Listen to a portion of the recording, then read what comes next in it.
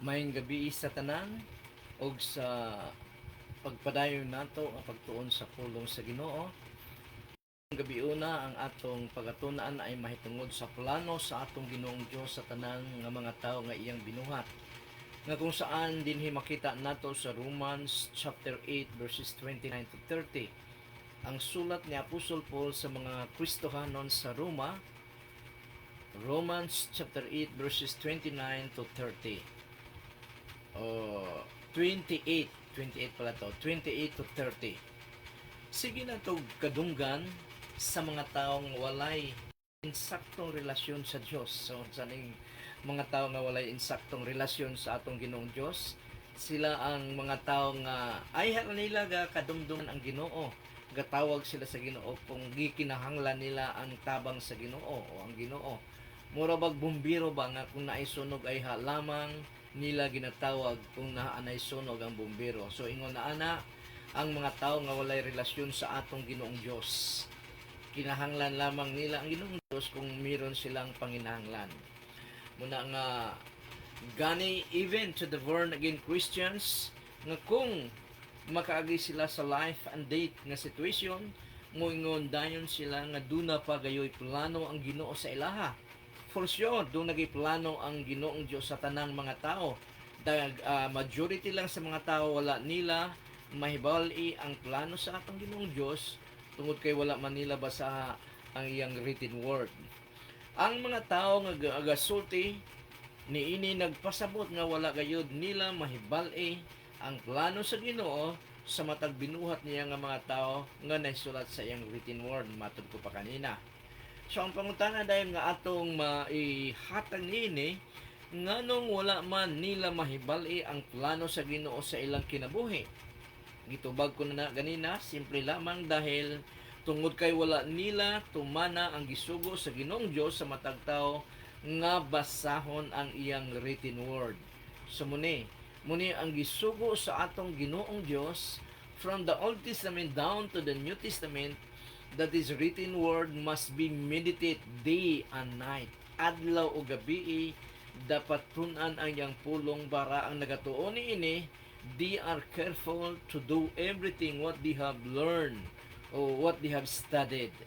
So tungod kay wala nila tuni ang gisugo sa atong Ginoong Dios kanila nga pagatunan ang yang written word, wala usab nila mahibal-i ang plano sa atong Ginoong Dios sa matag tao apil na sa ila. So unsa ba ang plano sa Ginoo kanatong mga Kristohanon? So specific ni sa mga Kristohanon, mga tao nga nagatuo, nagaubi sa atong Ginoong Dios o sa atong Ginoong Kristo. So unsa ba ang plano sa Ginoo kanatong mga Kristohanon? Ang plano sa Ginoong Dios kanato ay para lang sa atong kaayuhan. Tanan nga gibuhat niya sa atong kinabuhi o gitugot niya nga mahitabo sa atong kinabuhi ay para sa atong kaayuhan according sa point of view sa atong Ginoong Dios. Ngunit daghang mga tao, lakip ng ubang mga Kristohanon nga pagdili na gani nila angayan ang plan ang nahitabo sa ila, murag wala na gipa ang Ginoong Diyos ay just only looking from a distance to them. So, unsa ba ang plano sa Ginoong Diyos kanatong mga Kristohanon? Specifically, ang plano sa Ginoong Diyos kanato ay para lang sa atong kaayuhan. Sa Romans chapter 8 verse 28 sa atong text mao ni ang giingon, nasayod kita nga ang tanang panghitabo dili partial kung dili tanang panghitabo ginabuhat sa Dios alang sa kayuhan sa mga nahigugma kaniya nga iyang mga pinili sumala sa iyang katuyuan. So ginabuhat daw kini sa Dios alang sa kayuhan kang kinsa sa mga tao nga nahigugma kaniya, sa mga Kristohanon nga nahigugma kaniya nga iyang mga pinili. Kinsa iyang mga pinili? Yung nga tinuod nga mga Kristohanon sumala sa iyang katuyuan. So ang tanang nahitabo ug mahitabo pa sa atong kinabuhi gihimo og gitugod sa Ginoo para sa atong kayuhan kay gihigugma man nato siya. So paano ba higugmaon sa usa ka tawo ang Ginoo? Pinaagi sa pagtuman sa iyang gitudlo kanato through His written word. So muna nga, ang tanang panghitabo or nahitabo sa atong kinabuhi gihimo or gitugod sa atong Ginoong Dios para sa atong kayuhan kay nahigugma man kita kaniya, kay nagasunod man kita kaniya, submissive man kita sa atong Ginoong Dios through His written word. Ang usa ka tawo dili makasubmit sa atong Ginoong Dios kung wala niya mahibali ang written word sa atong Ginoong Dios from the Old Testament down to the New Testament. Muna nga gisugod niya that we shall meditate His word, His written word, day and night para careful kita to do everything written in it, then we will be prosperous and successful. Pero paano ang mga problema o mga kalisdanan sa kinabuhi to the Christians? So dunay mga kalisdanan, mga problema sa kinabuhi sa iyang mga pinili to the Christians. Kini ay nagpasabot nga training lamang kini kanatong mga Kristohanon dahil di man gid malikayan moabot man gyud ang mga problema o kalisdanan sa atong kinabuhi. So training lamang kini para ang purpose ni to produce endurance or perseverance which results for our own good work, for our own good. So muni ang hinungdan nga dunay mga problema sa usa ka Kristohanon, dunay mga kalisdanan ang usa ka Kristohanon para matrain siya nga magkaroon ng perseverance, paglahutay nga mo resulta para sa iyang kayuhan. Matod pa sa sulat ni James Santiago sa Binisaya, James chapter 1 verses 2 to 3, matod pa ni James din sa atong Ginoong Dios through James, mga igsuon, isipan nga bulahan kamo kung ang tanang matang sa pagsulay moabot kaninyo. So happy daw ang ubang translation nining bulahan, be happy. Bulahan daw, masaya daw dapat ang usa ka tawo, usa ka Kristohanon kung ang tanang matang sa pagsulay moabot kaniya. So tanang matang sa pagsulay, so grabe ni nga mga problema, grabe ni nga mga trial sa iyang pagtuo sa atong Ginoong Dios. Kung moabot kaniya, matod pa sa atong Ginoong Dios through James, ay isipon nga bulahan ang tao pag moagi sa nagkalaing-laing matang sa pagsulay. Verse 3 ng James chapter 1. Kay nasayod kamo nga ang inyong pagtuo, unsa maning pagtuo nato sa atong Ginoong Kristo, sa atong Ginoong Dios. Kay nasayod kamo nga ang inyong pagtuo gisulayan lamang aron kamo mahimong malahotayon. So ang pagsulay di ay ang purpose nini sa Ginoo, training kini para ang usa ka Kristohanon mahimong malahotayon. Nganong gitrain man ang usa ka Kristohanon nga mahimong malahotayon or perseverance, mag-persevere siya tungod kay sa iyang kinabuhi dili beads and roses ang iyang kinabuhi gyud permanente kung dili naagihapoy pagsulay sa iyang pagtuo kung magpadayon ba siya, magmalahotayon ba siya, or muhunong muatras sa iyang pagtuo sa atong Ginoong Kristo. Muna nga ang mga kalisdanan sa mga Kristohanon gitugot kini sa Ginoo o gibuhat kini sa Ginoo o gitugot kini sa Ginoo para makaambit kita sa mga kalisdanan ni Jesus Christ. Gani mismo ang atong Ginoong Kristo nga nagpakatao, Diyos nga nagpakatao, ang atong Ginoong Kristo ay wala man ma-exempt siya sa mga kalisdanan sa iyang kinabuhi. Gani namatay siya, pinaagi sa kalisdanan sa kamatayon sa krus ng Kalbaryo. Gitugot sa Diyos Amahan ngayang bugtong anak na si Jesus Christ ay maagian niya ang nagkalaing-laing kalisdanan sa kinabuhi. Gipatilawan kini sa Diyos Amahan siyang bugtong anak nga si atong Ginoong Kristo. Kita pa kaha nga dili bugtong anak sa atong Ginoong Dios sa Diyos Amahan, o dili hinigugma sa Diyos Amahan parehas siyang bugtong anak nga si Jesus Christ. So kung paano gipaagi nasulayan ang pagkamalahotayon sa atong Ginoong Kristo sa sugo sa kabubuton sa Diyos Amahan, sa iyang Amahan, mausab kita dapat og dili kita exempted niini ato gid kining maranasan. Matod pa sa 1 Peter chapter 4 verse 12 to 14, 1 Peter chapter 12 to 14, chapter 4, matod pa dinhi maing pagpanan-aw sa akong bayaw nga ato sa Bulacan, sa Manila, Bulacan.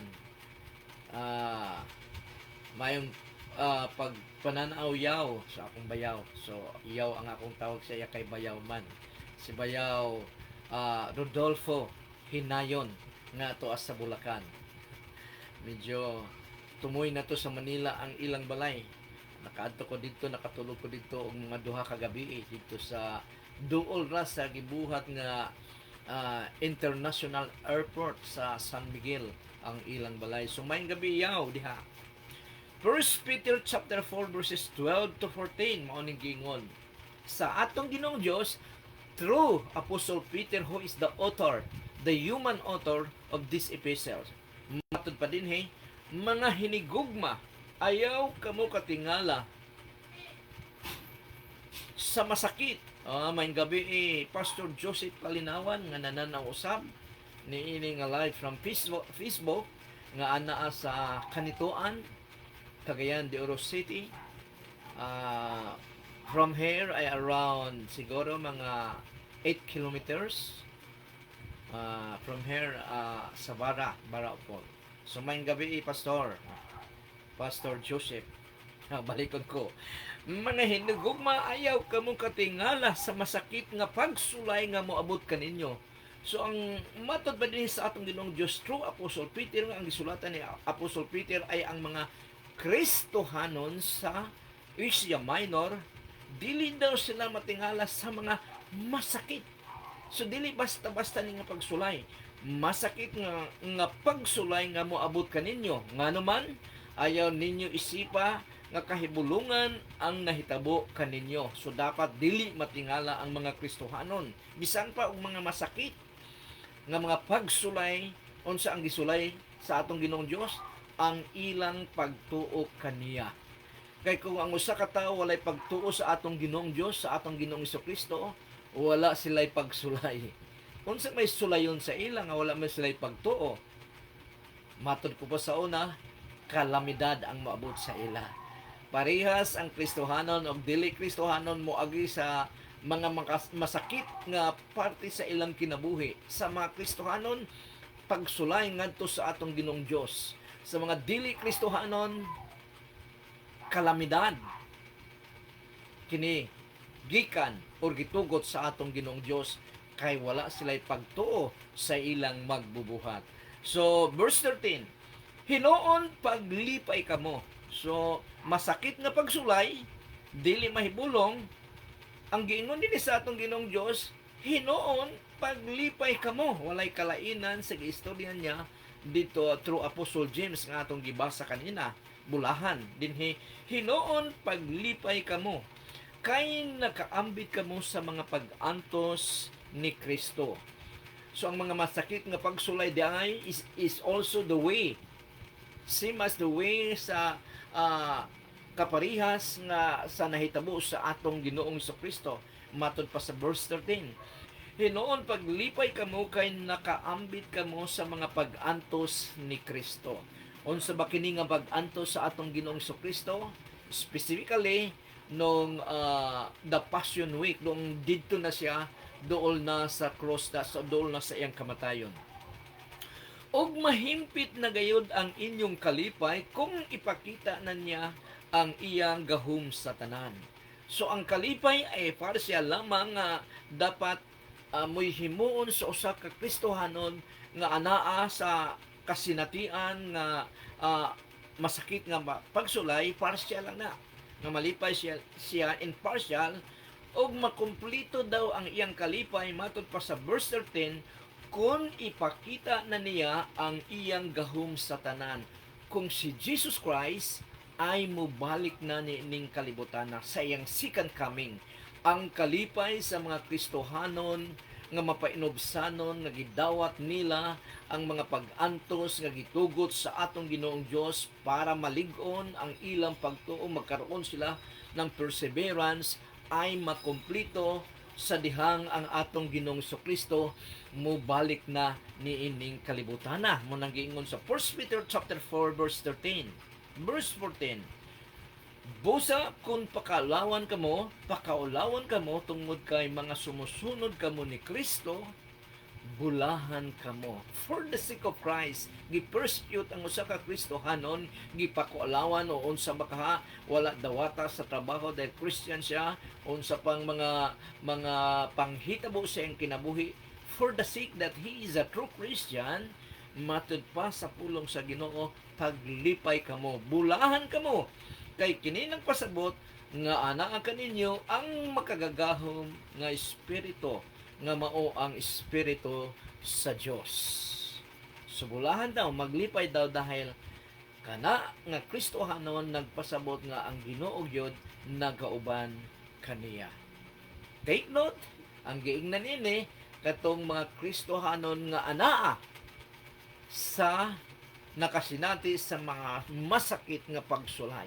So paano naman yung mga Kristohanon nga daghang mga Kristohanon nga makita nato sa YouTube nga mga kwartahan kayo nga mga Kristohanon nga kung sila ay magkasakit mamili sa pinakagwapo nga mga hospital samtang ang mga Kristohanon nga medyo pobre ang ilang mindset bawal ang magkasakit dahil walang panggasto sa ospital.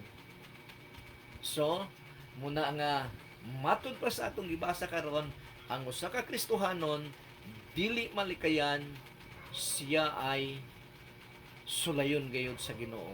Ang mga Kristohanon nga walay mga pag-antos, wala sulaya sa walay pag-antos, ibig sabihin wala sulaya sa atong Ginoong Dios, basic questionable ang ilang pagka-Kristohanon. Ngano man, dahil matud pa din ang Kristohanon gyud di gid mahibulong ang usa ka Kristohanon makasinatigid siya sa mga pagsulay. Therefore, ayaw reklamo Kristohanon o pagbagulbol sa mga sufferings and troubles sa imong kinabuhi kay kini gitugot sa Dios para kamulig-on sa imong pagtuo ngadto kaniya. Kung reklamador ka sa dagan sa imong kinabuhi, immature ka paghihapon nga Kristohanon. You are still a natural man, not an spiritual. Dahil gusto mong manduan ang atong Ginoong Dios nga kini dapat ang kinabuhi nga buhaton niya, itugot niya o buhaton niya sa imong pagkatao. Dili mo pwedeng diktahan ang atong Ginoong Dios nga nakahibalo sa tanan, gamhanan sa tanan, samtang ikaw ay binuhat lamang niya.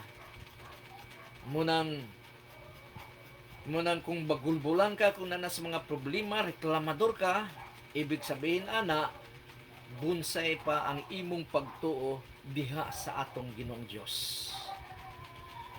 So ikaduha, unsa ba ang plano sa Ginoo kanatong mga Kristohanon? Number 2. Ang plano sa Ginoong Dios kanato ay mahimong kapariya sa atong Ginoong Hesus para mahimaya siya. Look like Jesus in nature, in character, para mag-glorify ang Diyos Amahan. Matod pa sa Romans chapter 8 sa atong text verse 29, kay sukad pa kaniadto. So unsa maning sukad pa kaniadto? Before the foundation of the world. Kay sukad pa kaniadto nasayra na sa Dios kung kinsa ang iyang mahimong mga anak. Matod ko pa sa una, there is a universal belief na ang tanang tao anak sa Dios.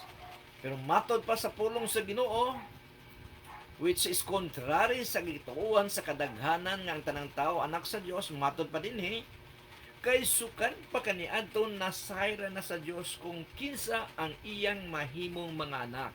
Ibig sabihin dili tanang binuhat sa atong Ginoong Dios iyang anak.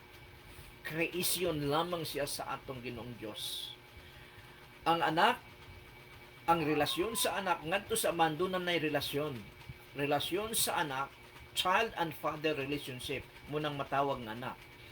Pero kung ang usa ka tawo walay relasyon sa iyang magbubuhat nga atong Ginoong Dios, dili siya anak. Basahon ko li ang Romans chapter 8 verse 29, kay sukan pa kaniadto na sayra na sa Dios kung kinsa ang iyang mahimong mga anak. Kung wala magkasala si Adan and Eve, ang tanang taon ta ay mga anak sa Diyos. Dahil si Adan and Eve ay gi-create sa atong Ginoong Diyos according to His image and likeness. Nga ibig sabihin, pag-create sa atong Ginoong Diyos sa unang tao, na atong mga ginikanan, Adan and Eve, ang ilang nature, ang ilang batasan, ang ilang kahimtang ay kagaya sa atong Ginoong Dios nga walay kasalanan. Munang gisugo dayon sa atong Ginoong Dios pagkahuman niya create kay Adan and Eve, matud pa niya, magdaghan kamo og lukwa ninyo ang tibuok kalibutan sa inyong mga kaliwat. Ibig sabihin, ang kaliwat sa nga mopuno sa kalibutan ay parehas sa atong Ginoong Dios. They are made in the likeness and image of God, nga mopuno sa kalibutan. Kaso lang si Adan and Eve, nagkasala sila, o dahil nagkasala sila, ang image sa atong Ginoong Diyos, ang likeness sa atong Ginoong Diyos, ang nature sa atong Ginoong Diyos, nga ana sa tao, nasagulan sa nature sa yawa nga nagdala sa kasalanan. Matod ko pa sa una, nga mao kanang major reason nganong nagpakatao ang second person sa Godhead nga mao ang atong Ginoong Kristo para tubuson ang mga taong makasasala, pinaagi sa iyang kamatayon sa krus ng Kalbaryo para ma-reconcile, maibalik ang image sa Ginoong Dios ngadto kanila, pinaagi sa pagtuo sa atong Ginoong Kristo. Munang sa mga sumusunod o nagasunod followers of the Lord Jesus Christ in Matthew chapter 28 verse 19 to 20, matod pa niya sa inyong pagpanglakaw, matod pa niya sa English, go into the whole world and make disciples in all nations. Unsa daw? Sa inyong pagpangalakaw sa tanang kanasuran, himua ang tanang tao nga akong mga tinun-an. Og tudloi sila, og ang sumunod niya na, og bautismo sila sa pangalan sa Amahan, sa Anak, og sa Espiritu Santo, og tudloi sila sa tanang gitudlo ko kaninyo, gisugo ko kaninyo. Sumuna nga, ang tanan nga gisugo sa atong Ginoong Dios itudlo sa mga tao para ang mga tao mahibalik sila sa hulagway sa atong Ginoong Dios. Ang image sa atong Ginoong Dios ay mahibalikan nila tungod sa pagtulunan sa atong Ginoong Hesukristo nga hulagway sa atong Ginoong Dios. Muna ang hinungdan, nagpakamatay si Jesus Christ para malukat kita sa atong mga sala, o gisugo dahil niya ang iyang mga followers nga sila ay ang tibuok kalibutan ilang tudluan sa teaching sa Kristyanismo, tinuod nga Kristohanon nga teaching, para ang mupuno na usab sa kalibutan ay hulagway na usab sa atong Ginoong Dios. Muna nga sukan pa kaniadto, nasayra na sa Dios kung kinsa ang iyang mahimong mga anak, o giplano na niyang daan nga mahisama sila sa iyang anak nga si Jesus. Aron siya ang mahimong kamagulangan sa daghan nga mga managsuon. So ang ikaduhang reason kung nganong unsa ang plano sa atong Ginoong Dios kanatong mga Kristohanon, ang plano sa Ginoong Dios kanato ay mahimong kaparehas sa atong Ginoong Hesus para mahimaya siya tanang tao. Pero dili tanang tao ay mahimong kaparehas sa atong Ginoong Hesukristo in His image of the Lord Jesus Christ, nga naman dahil dili tanang tao, majority sa mga tao ay mireject sa atong Ginoong Hesukristo o sa iyang teaching.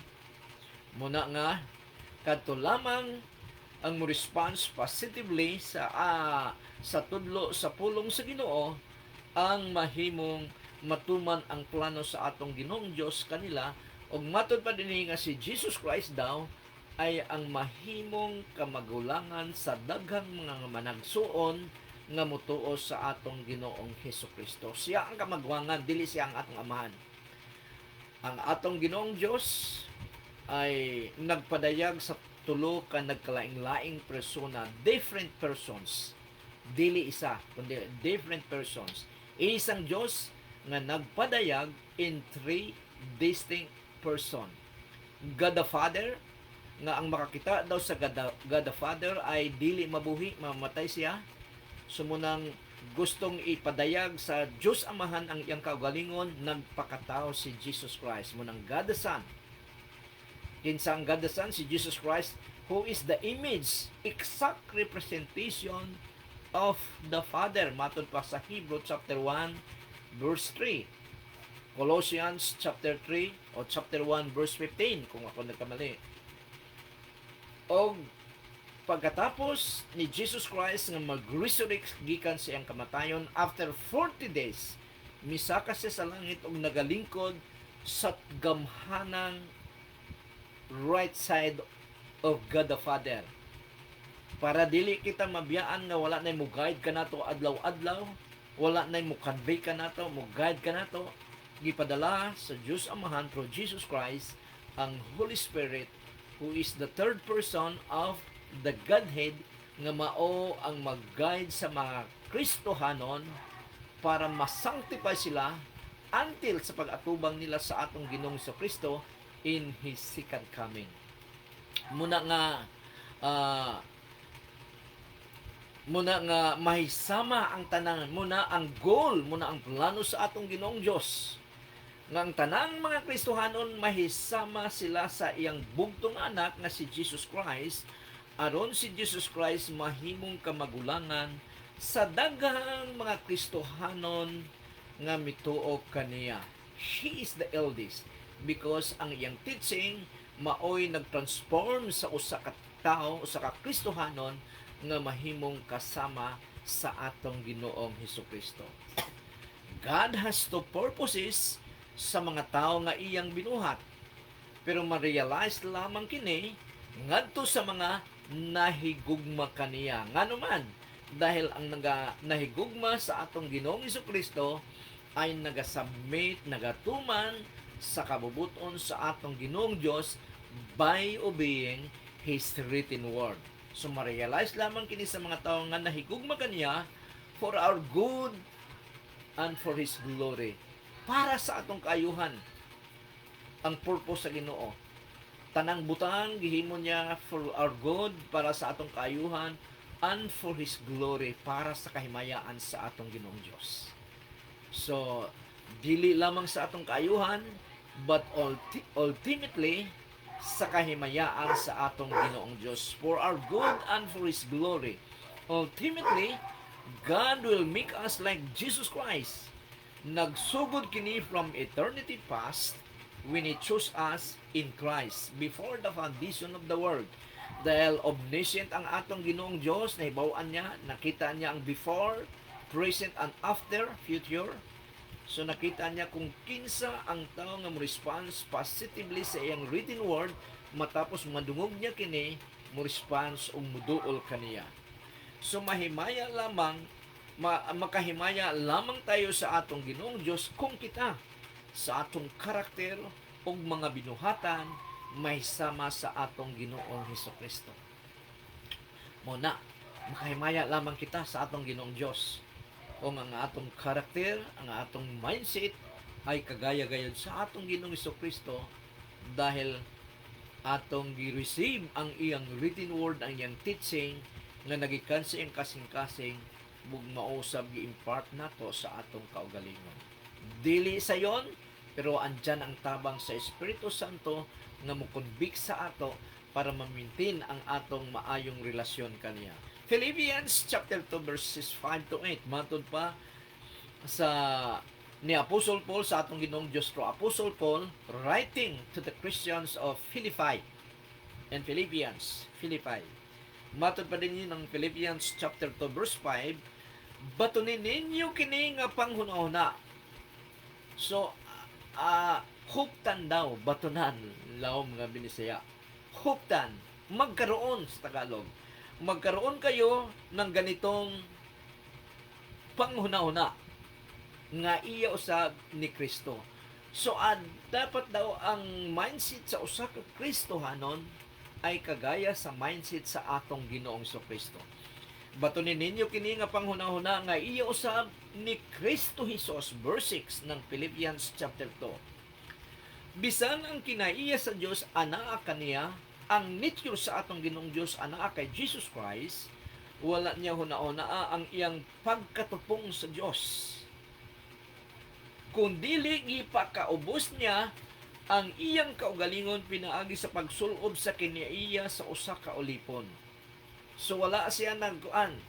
Nung magpakatao siya, wala siya maghuna-una nga siya ay Diyos. Gisulom niya kini samtang siya ay nagpakatao o ang iyang mindset ay servant mindset. Matod pa din sa verse 7. Kung dili gipakaubos niya ang iyang kaugalingon pinaagi sa pagsulob sa kinaiya sa usa ka ulipon, nagpakatao siya sama sa mga tao nga lahi din nga kuan, dahil normally labi na gyud sa mga tao nga walay relasyon sa atong Ginoong Dios, ang mindset gid ana dili servant mindset kung dili superiority mindset, nga gusto niya siya gid ang labaw, superiority mindset. Pero ang atong Ginoong Kristo samtang siya nagpakatao, matod pa sa Philippians chapter 2 verse 7, gipaubos niya ang iyang kaugalingon pinaagi sa pagsulob sa kinaiya sa usa ka ulipon. Nagpakatao siya sama sa mga tao. Verse 8. Sa dihang nahimo siyang usa ka tao, gipaubos niya ang iyang kaugalingon pinaagi sa pagtuman sa Dios hangtod sa kamatayon. He is in obedient of God even sa iyang kamatayon. Bisan pa ang kamatayon dito sa cross, bisan pa sa kamatayon sa cross, gi-torture ang kamatayon niya ay klase sa pag-torture nga kamatayon, torture nga kamatayon nga gipahirapan gid siya. Ang kamatayon nga nakabitay sa cross ay kamatayon nga ang victim ni ini ay parang namatay siya sa sakit sa kasing-kasing, dahil itaas daw niya ang iyang kaugalingon para makuha og hangin, o kung dili na niya may taas ang iyang lawas para makakuha og hangin, siya ay mamatay dahil wala na hangin wala nang iyang heart, o fail na din yung heart mo nga matod pa sa medical nga pananaw, ang atong Ginoong Kristo namatay sa sakit sa kasing-kasing dahil sa pagluwas niya sa sangkatauhan, sa humanity. Sumuna nga sa dihang nahimo siyang usa ka tawo, gipaubos niya ang iyang kaugalingon pinaagi sa pagtuman sa Dios. Pwede siyang dili motuman sa Dios dahil kapantay ang nature niya sa Dios Amahan. Pero matod pa din gipaubos niya ang iyang kaugalingon pinaagi sa pagtuman sa Dios hangtod sa kamatayon, bisan pa sa kamatayon didto sa cross sa Kalbaryo. Mao na ang hulagway sa panghuna-huna sa atong Ginoong Dios nga dapat usab magkaroon ang mga Kristohanon in humility, attitude sa pagpaubos, dili sa pagmataas.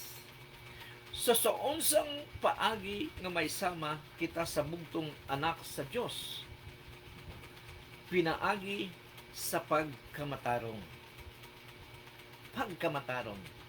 Dahil kita daw ay gipili ng daan sa atong Ginoong Dios before the foundation of the world to be righteous in His sight. Matod pa sa Romans, sa atong text gapon, chapter 8, verse 30, busa ang mga tao nga gipili na niyang daan, iyang gitawag nga mahimong iyang mga anak. O ang mga tao nga iyang gitawag, iya usab nga gipakamatarong.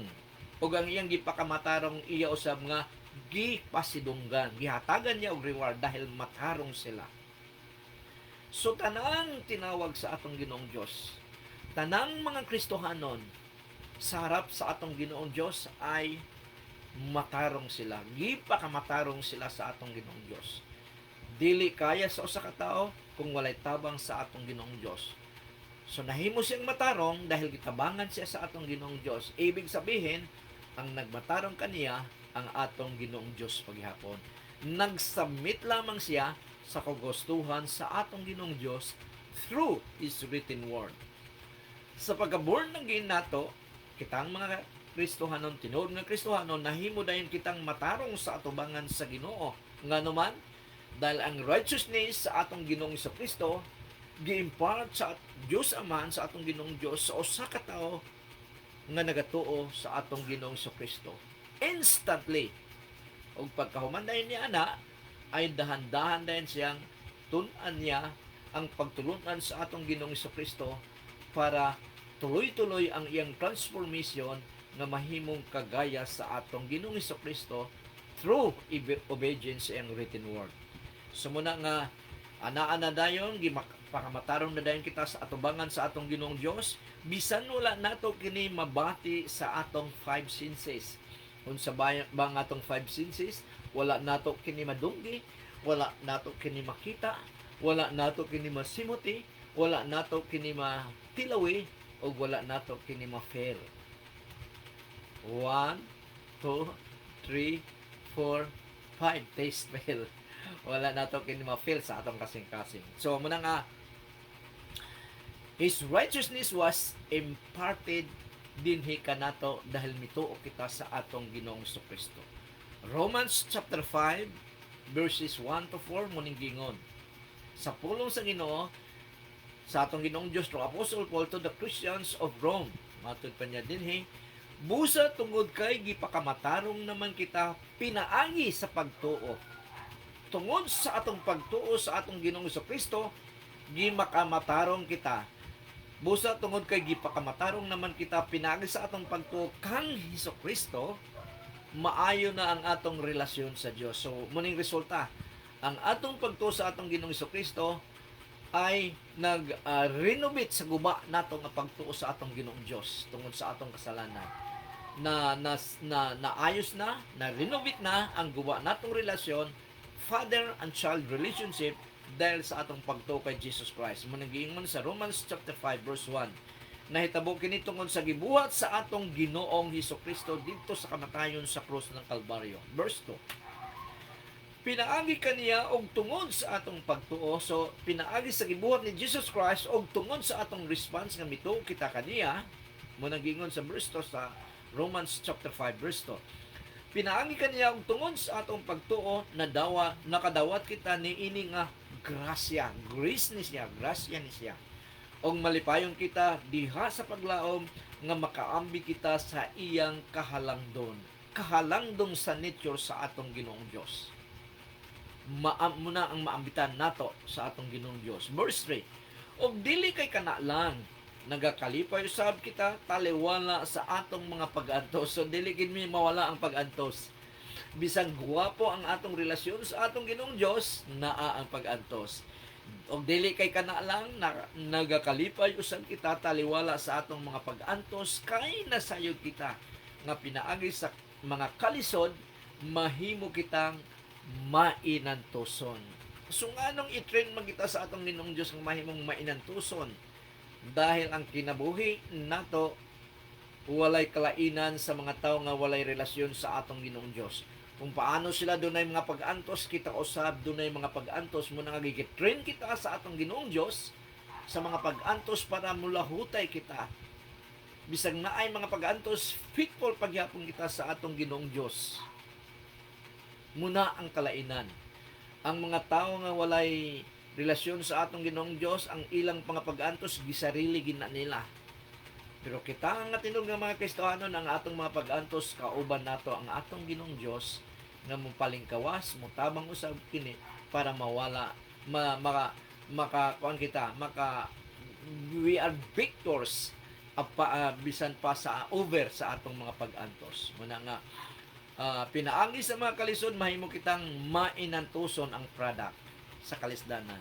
O kung mainantuson kita, malipay ang Diyos kanato. So kung reklamador ka, kung bagulbulan ka, dili ka mainantuson, dili malipay ang Ginoo sa imo.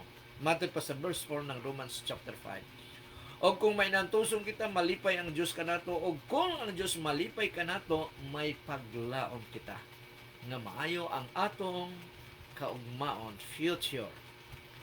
Pero bisan sa atong pagkamatarong atubangan sa Ginoo, kinahanglan nga ipadayon nato kini outwardly, pinaagi sa atong mga matarong nga binuhatan ug sinultian para mahimaya ang atong Ginoong Dios sa atong pagkatao. Matod pa sa Matthew chapter 5 verse 16, busa sa samang paagi, matod pa ni Jesus Christ, ipadanag ang inyong kahayag. We are the light of the world. Jesus is the light of the world, and His followers ay mahimog yang pong light of the world. So muning world. Muning giingon din ni Jesus Christ sa Matthew chapter 5 verse 16, busa sa samang paagi kung paano siya ay light of the world, ipadanag usab ang inyong kahayag atubangan sa mga tao aron makita nila ang inyong mga maayong buhat o daygo nila ang inyong amahan nga ato sa langit.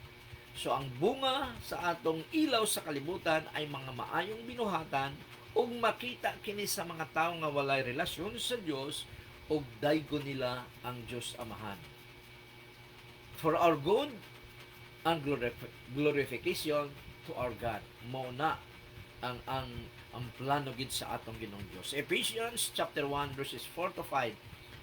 May tungod sa atong pagpili kanato sa atong Ginoong Dios. Bisan sa wala pa buhata ang kalibutan, before the foundation of the world, gipili na kitang daan sa Dios nga mahimong balaan og walay ikasaway. Sulaing na usab dinhi nga katuyuan sa atong Ginoong Dios. Main nga katuyuan, major reason nga nung gipili kita sa atong Ginoong Dios before the foundation of the world para mahimo kitang huli, balaan through Jesus Christ o walay ikasaway sa iyang atubangan pinaagi sa atong pagkahiusa kang Hesukristo. Tungod sa gugma sa Dios kanato, giplano niyang daan nga kita mahimong iyang mga anak, adopted sons of God, adopted children of God through Jesus Christ. Gihimo niya kitang mahimong iyang mga anak pinaagi kang Kristo, muning adopted. Jesus Christ is the only begotten sons. Christians are adopted children of God. Ang bugtong anak si Jesus Christ lamang, original nga anak sa atong Ginoong Hesukristo, og si Adan and Eve. Ang mga liwat ni Adan and Eve ay adopted child of God, sons and daughters of God, pinaagi sa atong Ginoong Hesukristo. Kung dili sila mo to, dili silang ma-adapt sa atong Ginoong Dios through Jesus Christ. Kaya wala man sila matuo. Munang giingon din sa pulong sa Ginoo. Verse 5, Ephesians chapter 1 verse 5.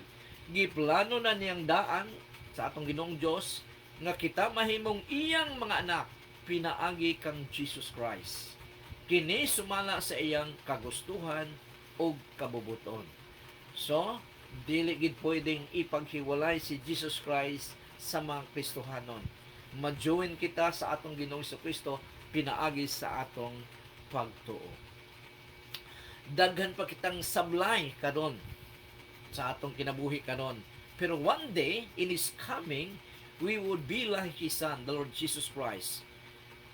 Morning, gipredestine kita ngayang pinili nga mahimong kagaya sa atong Ginoong Hesukristo. Predestination applies only sa mga luwas ng mga tao, sa mga tinuon nga mga Kristohanon. We are predestined sa atong Ginoong Dios. Kita nga mga midawat sa atong Ginoong Hesukristo. Dunay teaching sa Baptist denomination nga gi-predestined sa Ginoo ang matag usa sa heaven ug hell ug sa hell. Pero wala kitay mabasa sa written word of God that God predestines people to be eternally condemned. They are condemned. It is because of the refusal to trust the Lord Jesus Christ. Wala gid mo condemn ang atong Ginoong Dios nga ikaw dito ka sa impyerno.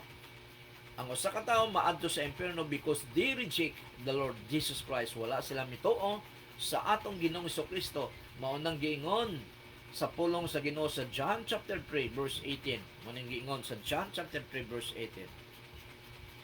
Busa si bisan kinsa nga motuo kaniya kay Jesus Christ, dili pagahukman sa silot. Si bisan kinsa nga motuo kay Jesus Christ is not under judgment.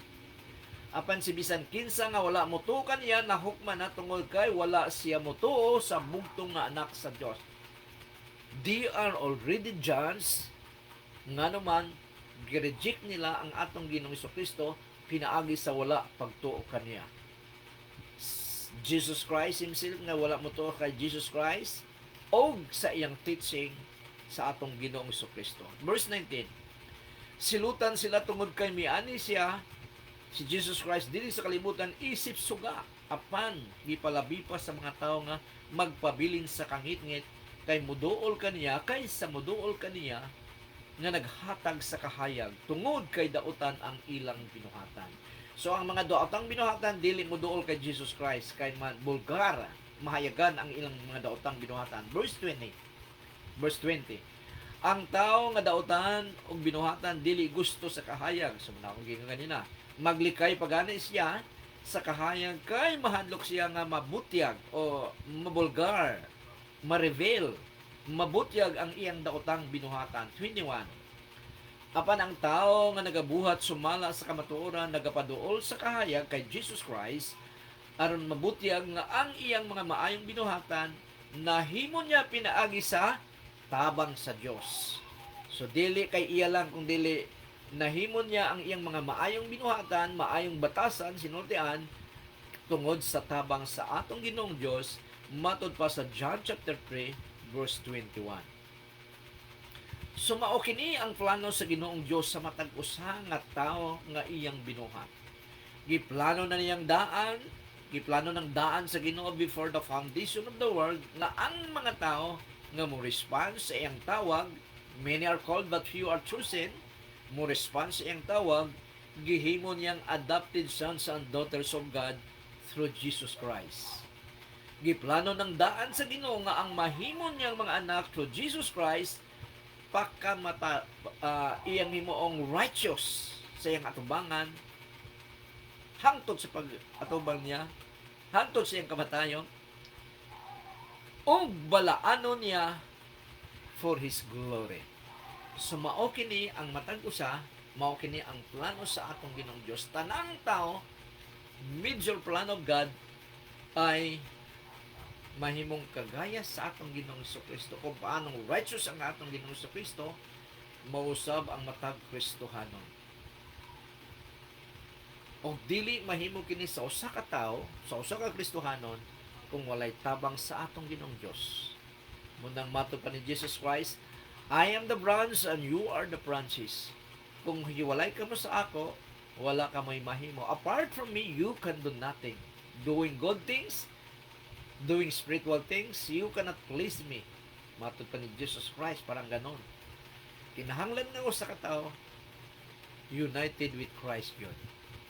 There is now no condemnation for those who are in Jesus Christ. Matud pa sa atong Ginoong Dios through Apostle Paul. Usa, dinhian lang kita kutob mga igsuon sa atong gitalakay karon, sa title nga atong gitalakay karon nga gibutangan ko og title nga matud pa dinhi, God's plan sa tanang tao nga iyang binuhat nga mahimong kagaya sa atong Ginoong Kristo. Sa tanang nagatan-aw through Facebook ay may panalanginan kamo sa Ginoo nga dili masayang ang atong pagtuon sa pulong sa Ginoo matapos natong masabtan ang pulong sa Ginoo, i-apply nato kini sa atong tagsa-tagsa kapagkatao para dunay transformation na gustong mahitabo sa atong Ginoong Dios. Knowledge apart from application, matod pa sa usa ka Bible scholar, fall short of God's desire to His children. Ang transformation mahitabo lamang kung gi-apply nato ang atong nasabtan sa written word sa atong Ginoong Kristo. So mag-ampo ta among amahan sa pangalan ni Jesus. Salamat kayo nining gabi una, Ginoo. You are the same yesterday, today, and forever, O Lord God. Sa tanan nga nagatan-aw, Ginoo, nining live, O Lord God. Kung doon naman sila kabilinggan sa ilang physical nga lawas, Ginoo, nag-malfunction nga part sa ilang lawas, O Lord God. Doon ay sakit, Ginoo, nga gipadala ang yawa kanila, O Lord God. I pray, Father God, sa pangalan ni Jesus, padaloy mo po, Ginoo, ang iyong kagalingan, Ginoo, to that part of the body nga nag-malfunction, Panginoon, nga function kini ng normal, Ginoo. Yamang ikaw ang creator namo, O Lord God. In Jesus' mighty name, in Jesus' mighty name be held. Gamhanan kang Ginoo, ang imong ngalan gamhanan, O Lord God. Dili problema, Ginoo, ang distance, O Lord God, nga dili maabot, Ginoo, ang taong masakiton, O Lord God. Busamahan ipadawat kanya, Ginoo, ang imong milagro sa kagalingan sa pangalan ni Jesus, sa pangalan ni Jesus. Salamat kay Amahan, salamat kay Diyos. And the Lord will bless you and keep you. The Lord make His face shine upon you and be gracious to you. The Lord lift up His countenance upon you and give you peace. O ang tanang mga anak sa Diyos, magaingong Amen and Amen. Maying gabi sa tanan, labi na gyud sa tanang nananaw, niini nga pagtulunan.